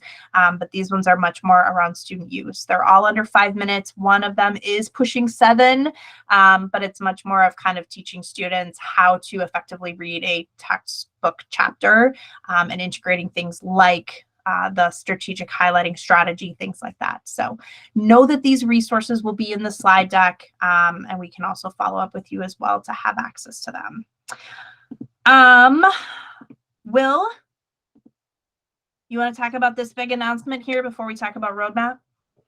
Yes. Fantastic. So just quickly, I wanted to just make a quick announcement. Texthelp has come to an agreement with VocalLinks, who is a reseller up in Canada, to be our exclusive dealer for bursary, what we call college student / bursary single licenses.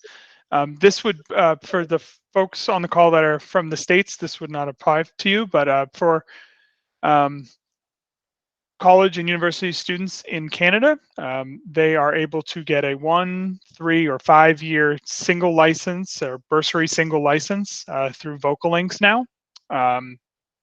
In the past, you may have gone through us, but VocalLinks is more well-versed in that. I would say they're more well-versed in that area and are experts in the bursary funding area. And so we thought it would be best to engage with them and be our exclusive reseller. And so if you have any students that are going through that route to get their AT, and they're interested in reading, writing Equatio, you could have them email sales@vocallinks.com and ask for Tony or Peter. And yeah, they're awesome. And yeah, that's pretty much it. Will, Lyle just threw a question in the chat that specifically applies to this, I'm guessing. What does a single license provide to users? Does it include the extension, Orbit Note, etc.? That is a great question, Lyle, and I am going to post a support article in the chat box that explains exactly what a single license provides to these bursary licensed students. Fantastic. All right. Will wanted to make sure that we did include some roadmap, so I'm glad that he brought this up. So I'm going to spend just a couple minutes talking about where our tools are going, and then we've had some great questions in the in-call messages as well as some that came in ahead of time that I want to address before our time is up. But from a read and write perspective, I'm excited to announce that we're adding in some additional talk and type dictation commands. That's something we're currently working on. What those commands are, I'm not exactly sure, but know that this is sort of a high-level thing that we can share with you. We also have been told that we are working on the ability to rewordify or text level as well, which I know a lot of people are excited about. Not used a ton in higher education, but the ability to kind of practice reading aloud or some of the functionality from Fluency Tutor, one of our other tools, is being kind of brought over to read and write. We also have had some kind of technical work updates, which I know are never as exciting as features, but they're really important to make sure that our tools are working correctly and appropriately. So we're always staying on that kind of cutting edge, making sure that there's as little to none interruption as possible, as well as we're making sure these tools are going to interact with all those places online. And we're also really busy creating new and updating resources like we've been talking about and I showed you recently. From an Orbit Note perspective, interestingly enough, someone in the chat did ask about fillable forms and interactive PDFs. That is something we are working on currently, so know that that's something that will be out at some point in the future. In that split and merge area of Orbit Note, there's an area where we'll at some point be able to actually add or remove blank pages to PDFs as well, which is an exciting one from kind of that PDF creation or remediation standpoint. And one of the other big things that we're asked a lot about is, hey, I've got an image with text on it. Is there any way that Orbit Note could read that? So we are working on kind of that conversion to readable PDFs as well. We want to make sure that there's an integration with Snap and Read, which is one of our Don Johnston tools. So know that that's something that we've been working on and are continuing to work on here in the background. So if for some reason you do have students using Snap and Read, know that there's an integration in there. And then much like with Read and Write, we obviously have technical and security updates going on as well.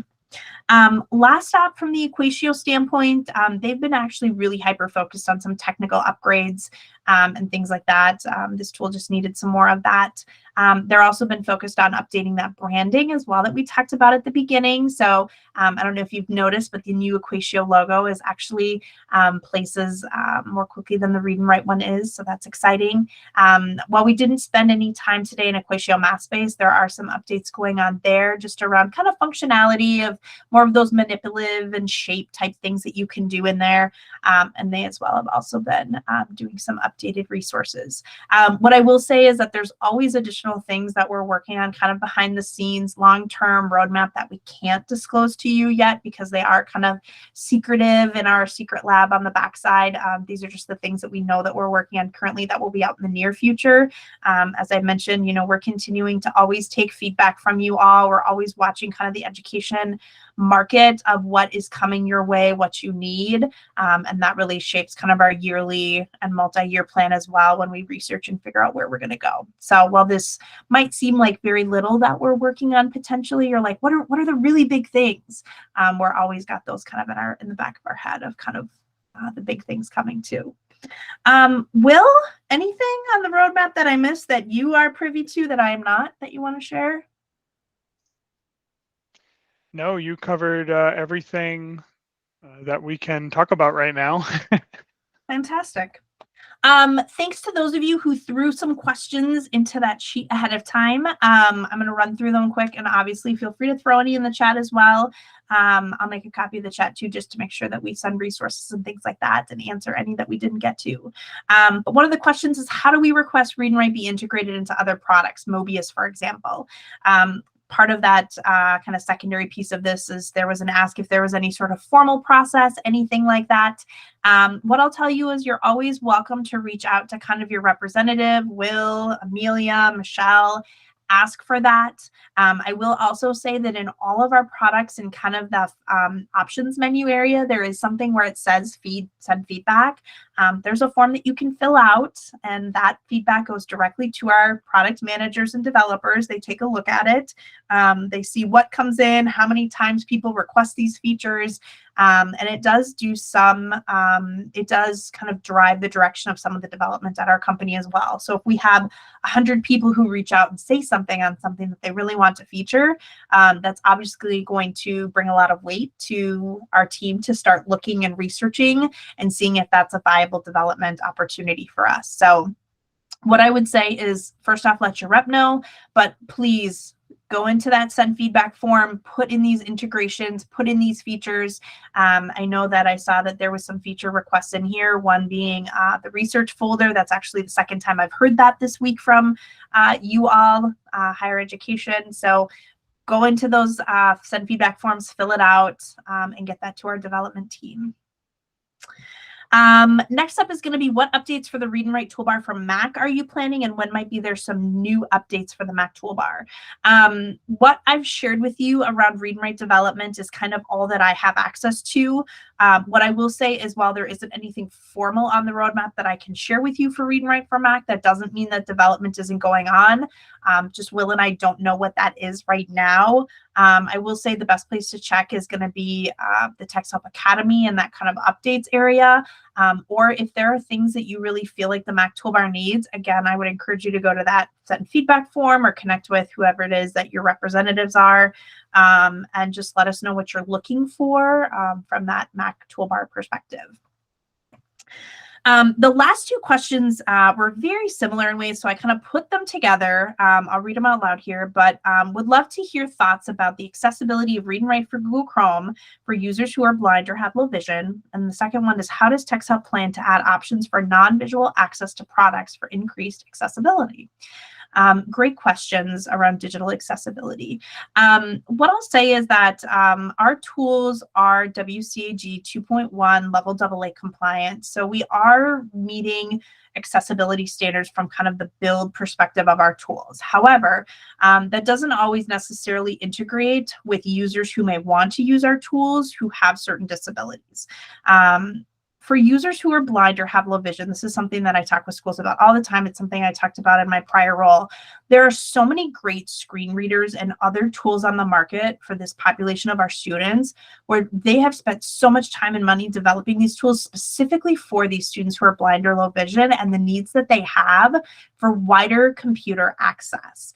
And so I always kind of go back to the set or the test framework and say, you know, what tools out there are going to best support the learner and the needs that they have. And so often with our students who are blind or low vision, it's going to be a screen reader tool. It's going to be a magnification tool, which has some similar features to our tools built in, but again, have really been developed for the needs of these learners. Is there capability and functionality for our tools with some learners who are blind or low vision? Absolutely. It depends on what they're trying to do, but a lot of times their needs are just going to be better met by these screen reader tools, these magnification tools, things like that. Read and Write being a more literacy support tool, N.O.A.T being a more PDF focused tool, Equatio being one that is focused more on the creation of content, that remediation process.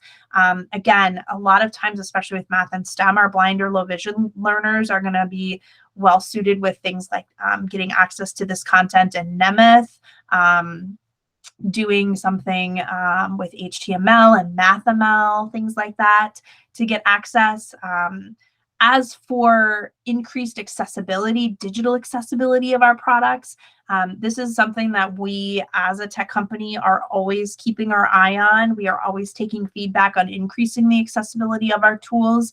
If there is something, again, you're seeing, wanting, needing, feeling we need to do for more access, again, I'd point you back to that feedback form area to get that in. I've been actually able to do a lot of conversations with our product manager of Equatio, especially at our more disability focused conferences across the US, Accessing Higher Ground. I'm at CSUN next week and getting to talk to users who wanting to use our tools, who are using our tools for these purposes, and really listening to what that looks like and getting that on kind of our backlog and our roadmap. So again, accessibility is kind of always on our mind. Again, though, some of the ways that our tools are built, there are just other companies out there that are building tools to better fit the needs of some of our learners. We're so individualized, each and every one of us. Our needs are so unique, especially individuals with disabilities. Not every tool is necessarily going to work for every learner. We want to make sure the tool fits the user and their needs. So, Will, go ahead. You just reminded me too, Rachel. I did want to tell the audience to also keep in mind that Equatio can be used to make Braille-based math. So if you're interested in learning on how you can use Equatio to make Braille-based math, Rachel, I believe, has a guide on that. No guide yet. Guide is on the list of things to do and create, but yes, there is. There's No. I love it, Will. That just you're just telling more people, which means that I'm just gonna have to move that up to the to-do list, quicker, faster, type of thing. So no, that's perfect. Yes, there is a workflow for getting content that is math and STEM based to get it all the way into Nemeth Braille for access for learners. So yeah. Let's go over to the chat quick. Let's see if there's anything in here. Will, let's see here. There was a question about Equatio chemistry prediction and speech recognition. Yeah. And I posted the prediction guide for Equatio in there. But in terms of speech recognition, I don't believe we have that in Equatio just yet, correct? We don't, as far as I know. Again, I would say if that's something you're looking for, go ahead and throw it in the feedback form. There's an area that kind of gives you like a short little description and then a longer description.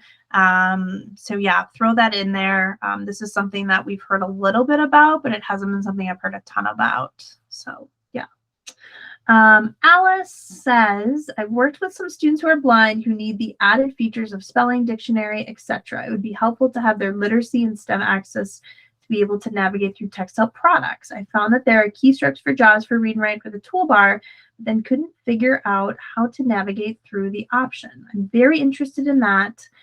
Also, is there a way that equations can be moved through so that blind students could read the equation, not just have the alt text? So as for the first kind of comment question, Alice, this is great feedback for us to know kind of that use case. This is great. I do know that there is in read and write, there are keystrokes and the ability to do some kind of keyboard navigation. That doesn't necessarily mean that it's going to completely sync up with JAWS, sort of using that assistive technology on top of assistive technology, but knowing that this is sort of how and why is great. If you feel like there are additional things that we could do better on in that capacity, I'd send you to the feedback form. Although if you feel kind of constrained by the needs of that feedback form, again, send your feedback to Will or Amelia, myself, or Michelle, and we can get that to the right people. As for the equations and alt text, that in some ways comes back to this conversation of sort of how are these learners best supported. We recognize that images of equations are not going to be the best way to access content for every learner, especially those learners who are doing complex math that are blind or low vision and are using things like screen readers, because there are limitations in kind of how and when and where we can navigate through alternative text, because that's essentially what students would have to do, is to navigate through that content. And that's where Equatio can come in and really allow you to, again, export that content in a method and way that works best for that learner. So we do see some institutions that instead of doing alt text, they are doing that conversion process and they're getting it right into MathML. And that's what's being sent out to learners, and that's what they're being given access to, whether they're a student with LD, a student who needs it for blind low vision purposes, whatever. We also see some institutions who almost kind of create two docs concurrently. They'll do one that's got the alternative text in there with an image. We've got others that at the same time, they'll make a MathML version so that they've got it no matter sort of what the student need is. So we're giving you kind of flexibility and choice in there, and we're constantly adding additional kind of output methods in that copy as math area. What I'll say is that that list is not done. We're constantly looking at what other outputs we can do. So if there's one that you're keen on seeing us look into, again, send feedback to the feedback form. Alice, yeah, it is a great idea. It is kind of double the work, but we find that if you're doing it kind of concurrently at the same time, you're just, again, giving students and users that access to access documents in a way that works best for them. So are there more questions? Oh, go ahead, Will. Sorry. Well, while we're on the topic of feedback, and I figured this would be a great time for the remaining folks on the call to pass along a little post-session form that Rachel and I are both going to monitor afterwards. So if you want to pass some product feedback on to us for something we covered, or if you have any other questions about what we went over today that you would like us to follow up with you about, I'm going to post it in the chat box right now, just for you to fill out if you'd like. I'm also going to pass this on in our follow-up communication email. The link will be the link to the form will be in there as well. But that's just a direct line to Rachel and I to answer any lingering questions you may have, either after this or next week or whenever. Fantastic, Will. Are there any other questions, knowing we've got about 8 minutes left to the top of the hour? We're happy to have you come off mute and ask. You're welcome to put them in the chat. Is there something in the chat that you feel like wasn't fully answered, you wanted to see maybe in action? We're happy to spend this time kind of giving it back to you, as well as if you do have any feedback, please feel free to give it to us now or in the forum we'll post it. While we do that, I'll actually throw Will and Amelia's information up on screen so you can jot it down again. And I'll flip to Michelle's and mine as well. Ah, look at that.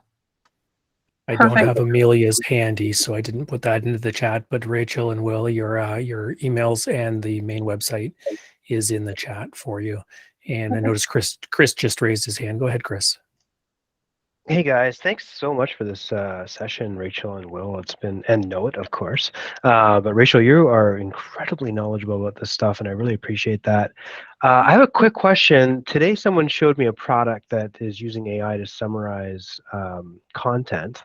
And I know that Read and Write has the simplify page feature in the well, only in the Chrome. That's sad. I don't know. I prefer the toolbar. You might have got that through my chat, but I like the toolbar in the desktop of Windows.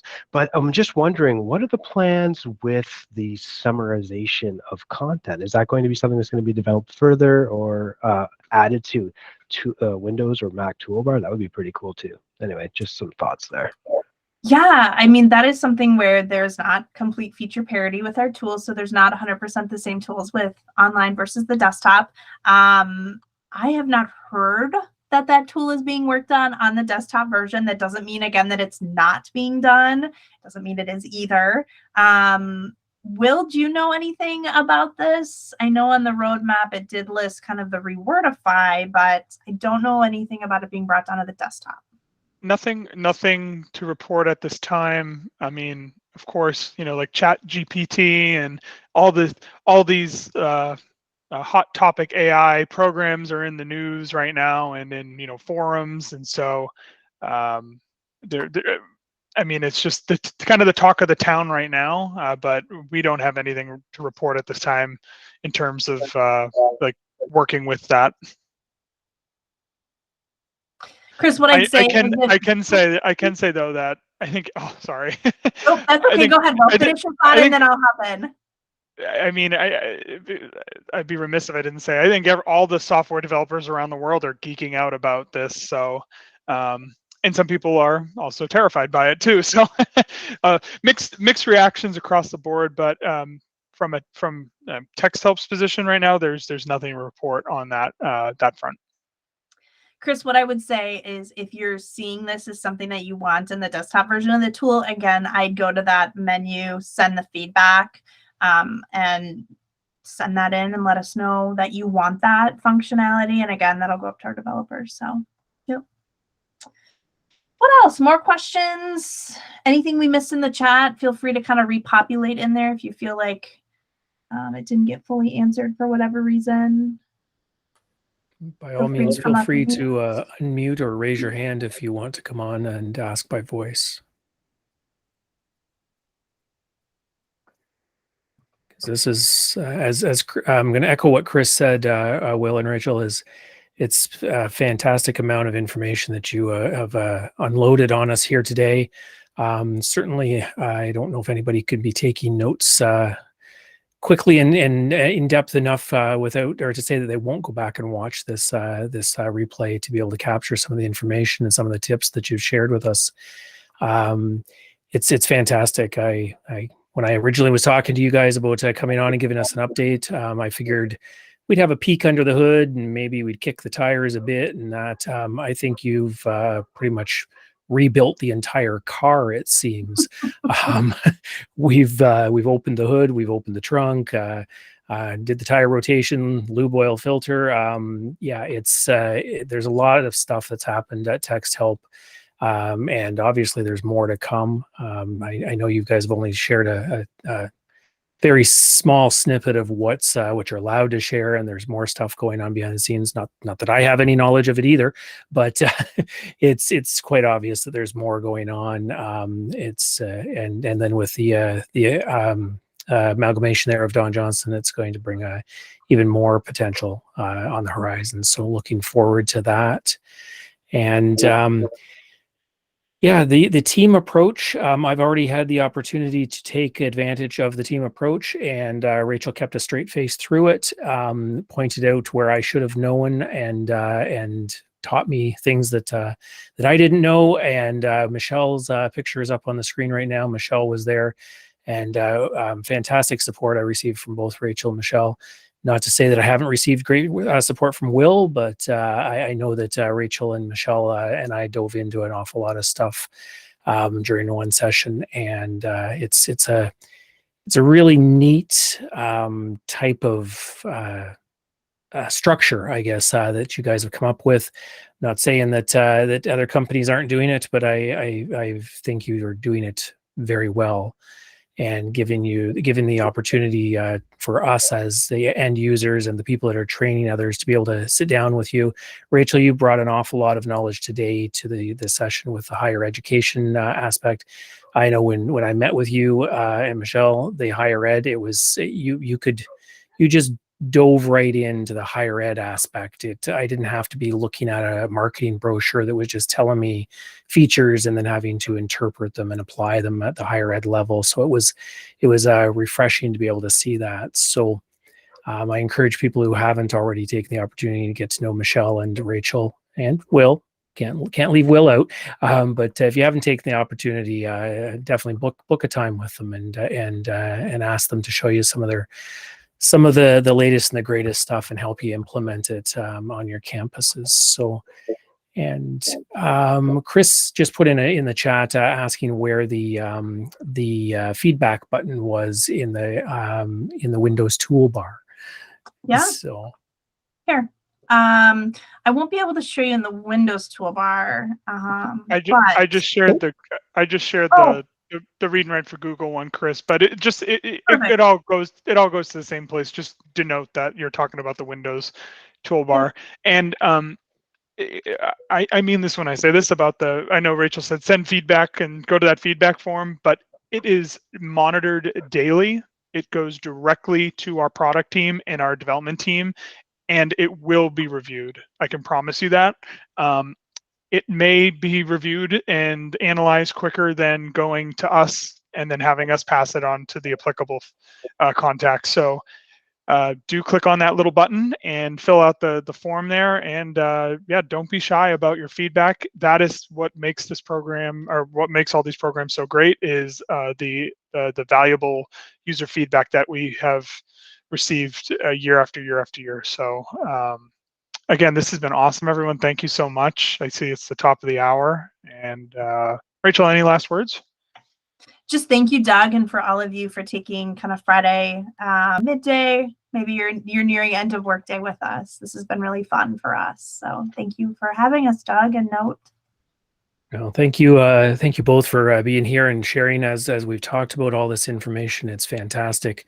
Just a reminder that there will be a replay posted, and anybody that was registered will have that link sent out to them. Make sure that we'll make sure that in the resources we include the stuff that's been discussed and passed along here today, the links, and importantly the link for the form that Will and Rachel are going to or have extended the offer of to be able to kind of reach out directly to them. I think that's great. So make sure that if you've got more feedback, more things you want to discuss, make sure you make use of that. The future is certainly it's bright, to say the least, for Texthelp. I want you guys to keep us in touch.